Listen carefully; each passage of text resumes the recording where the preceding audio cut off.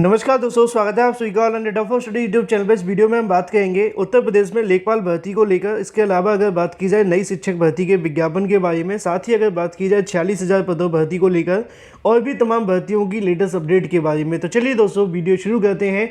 Video को like कर दें, साथ ही शेयर कर दें और चैनल को सब्सक्राइब कर लें, जिससे कि आप सभी को online data for study channel के माध्यम से मिलने वाली तमाम उन सटीक जानकारियों के नोटिफिकेशन सबसे पहले मिलते हैं। तो चलिए शुरू करते हैं। शुरुआत करते हैं सबसे पहली अपडेट के बारे में, जो कि संबंधित है उत्तर प्रदेश लेखपाल भर्ती को लेकर। आप जानते हैं कि लेखपाल भर्ती की परीक्षा 19 जून को होने वाली है, लेकिन वहीं दूसरी तरफ अगर बात की जाए लेखपाल भर्ती के अंदर आयोग के माध्यम से की गई गलतियों का जो भांडा फूटता हुआ दिखाई दे रहा है। असल में आप जानते हैं कि लेखपाल भर्ती के अंदर लगभग 13.5 लाख से ज़्यादा छात्रों ने आवेदन किए थे, जहां पे उम्मीदें थी कि सरकार की तरफ से लेखपाल भर्ती काफ़ी लंबे समय के बाद निकाली गई है, तो हो सकता है कि लेखपाल भर्ती के अंदर ज़्यादा से ज़्यादा अभ्यर्थियों को बिठाया जाएगा। हालांकि आयोग के माध्यम से घोषित कट ऑफ को अगर देखा जाए तो 2,47,000 अभ्यर्थियों को मुख्य परीक्षा में शामिल करने का जो निर्णय वो लिया गया।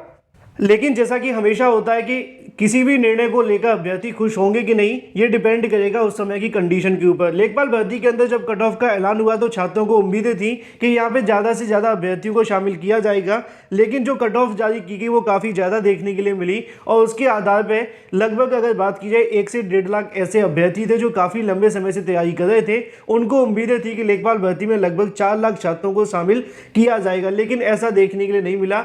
अब उन्हीं नाराज अभ्यर्थियों के माध्यम से तमाम अलग अलग याचिकाएं दाखिल की जा रही है कोर्ट के अंदर।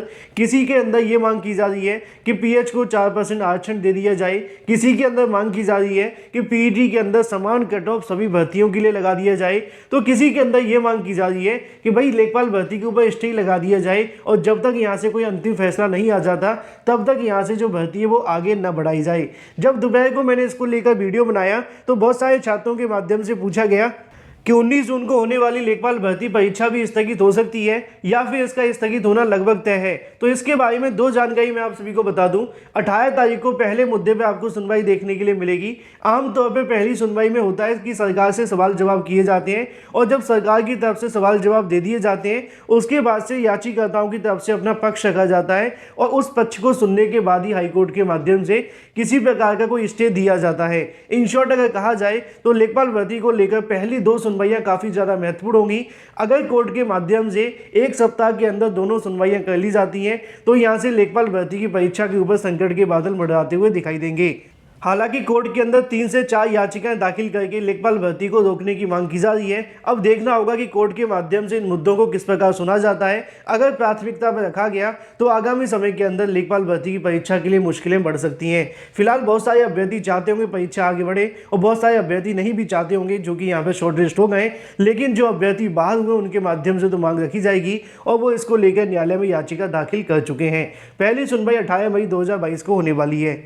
लेकिन इसी बीच अगर बात कर ली जाए अपनी अगली अपडेट के बारे में, जो कि संबंधित है उत्तर प्रदेश में नई प्राथमिक शिक्षक भर्ती को लेकर, जिसका इंतजार लगभग 22 से 23 लाख अभ्यर्थी कर रहे हैं। हालांकि प्रदेश के अंदर इस समय बीएड और बीटीसी का जो मामला है वो काफ़ी तेजी से चलता हुआ दिखाई दे रहा है। हाल ही में हाईकोर्ट के माध्यम से जो आदेश दिया गया उसको लेकर बीएड के अभ्यर्थियों में कहीं ना कहीं थोड़ी निराशा है। लेकिन आप जानते हैं कि नई भर्ती को लेकर सरकार के माध्यम से जिस प्रकार के रवैये देखने के लिए मिले हैं, जब जब मंत्री से पूछा गया कि नई भर्ती का विज्ञापन कब जारी होगा तो उनके माध्यम से टालम टोली देखने के लिए मिली। उन्होंने ये कहा कि अभी हमारे पास किसी प्रकार का कोई प्रस्ताव नहीं है और इसी से नाराज अभ्यर्थियों के माध्यम से कल की तारीख में यानी कि 15 मई को सुबह 8 बजे से आपको ट्विटर वार देखने के लिए मिलेगा।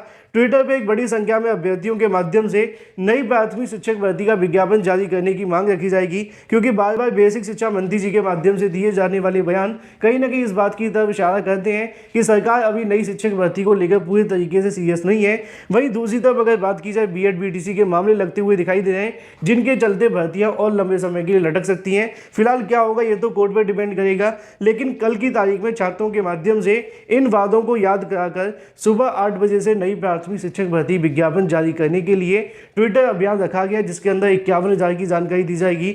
17,000 नई भर्ती जिसको लेकर सरकार ने घोषणा की थी। इसके अलावा 97,000 शिक्षक भर्ती जो कि छात्रों की ओर से मांग की जाती है, इसको लेकर कल होने वाले ट्विटर वार को लेकर अभ्यर्थियों के माध्यम से तैयारियां कर ली गई हैं। इसी हैशटैग का प्रयोग करके आप सभी को बड़ी संख्या में नई प्राथमिक शिक्षक भर्ती के लिए ट्वीट करने हैं।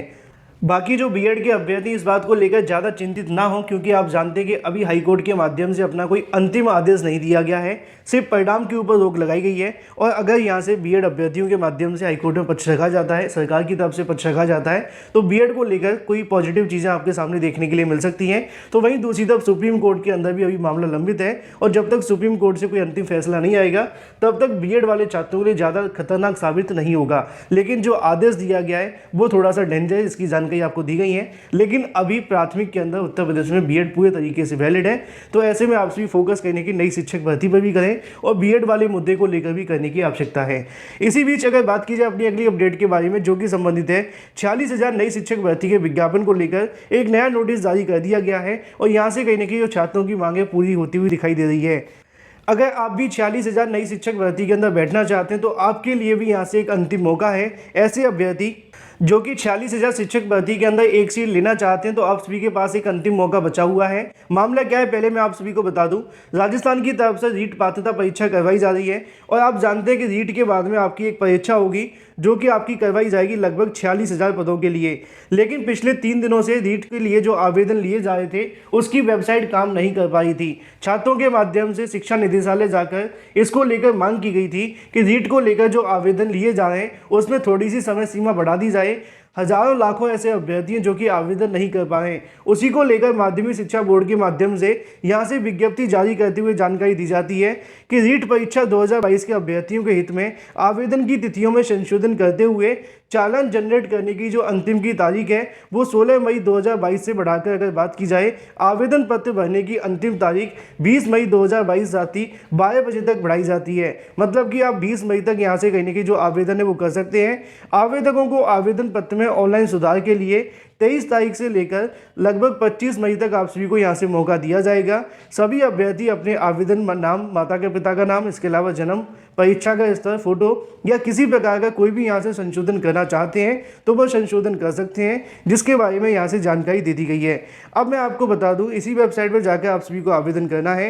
राजस्थान के माध्यम से आगामी समय के अंदर लगभग 46,000 से ज़्यादा पदों पर शिक्षक भर्ती का विज्ञापन जारी किया जाएगा, जिसके अंदर आप सभी का रीट होना अनिवार्य है। टेट या सीटेट यहाँ पे वैलिड नहीं होगा, आपको रीट पास करना ही होगा, तभी आप 46,000 शिक्षक भर्ती के अंदर बैठ सकते हैं। अगर आप लोग चाहें तो इसके लिए आवेदन कर सकते हैं, वेबसाइट आपके सामने लिखी है। लेकिन वहीं दूसरी तरफ बात की जाए अपनी अगली अपडेट के बारे में, जो कि संबंधित है दरोगा भर्ती को लेकर। जैसा कि दोस्तों आप जानते हैं कि दरोगा भर्ती को लेकर आए दिन यहाँ से सॉल्वर पकड़े जा रहे हैं, आए दिन यहाँ से कहीं ना कहीं गैंगस्टर पकड़े जा रहे हैं, और इस प्रकार की जानकारी निकल कर आ रही है। कभी 57 तो कभी 58 के बारे में बताया जा रहा है। लेकिन एक बात पूरे तरीके से तय है कि अभ्यर्थियों के माध्यम से इन मुद्दों को ध्यान में रखते हुए अब इस परीक्षा को रद्द करने की मांग की जा रही है। मुझसे ही बहुत सारे छात्रों के माध्यम से पूछा जा रहा था कि क्या दरोगा भर्ती की परीक्षा अभी भी रद्द हो सकती है या फिर इसका जो पुनः एग्जाम देखने के लिए मिल सकता है।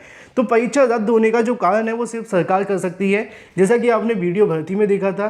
अगर सरकार चाहे तो इस मुद्दे की जांच करवाए, और जांच के बाद में अगर यहाँ से पाया जाता है, जो कि संभव दिखाई दे रहा है कि परीक्षा के अंदर धांधली हुई है, तो ये परीक्षा रद्द हो भी सकती है। लेकिन जब तक सरकार के माध्यम से कोई जाँच नहीं करवाई जाएगी और जब तक खुद सरकार नहीं चाहेगी इस परीक्षा को रद्द करना, उससे पहले अभ्यर्थी कितना भी जोर लगा लें, भले ही मामले को लेकर न्यायालय में चले जाएं, लेकिन वहाँ से ज़्यादा बेनिफिट नहीं मिलेगा। हालांकि अभ्यर्थियों के माध्यम से मांग की जा रही है कि दरोगा भर्ती को रद्द करते हुए दोबारा से इस परीक्षा का जो आयोजन है वो करवाया जाए, लेकिन अभी तक सरकार के माध्यम से छात्रों की किसी भी बात को नहीं स्वीकार किया गया है।